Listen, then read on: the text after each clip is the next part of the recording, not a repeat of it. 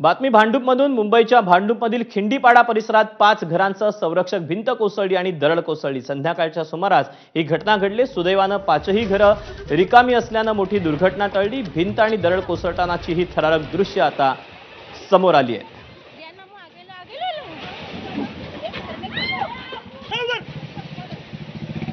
तेव्हा भांडूपमधली ही सगळी दृश्य आहेत। दरड कोसळली, त्या पाठोपाठ त्यावर उभी असलेली जी घरं होती ती देखील कोसळलेली आहेत। संरक्षक भिंत कोसळली।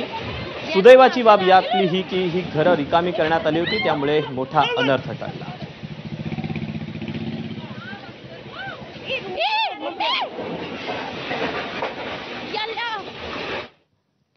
आणि आता बातमी आहे कल्याणमधून। कल्याणमध्ये रिसेप्शनिस्ट तरुणीला बेदम मारहाण प्रकरणी आरोपीला अटक करण्यात आल्याचं समजतंय। नांदिवली परिसरातल्या एका खासगी रुग्णालयात एका रिसेप्शनिस्टला एका गोपाल झा नावाच्या तरुणानं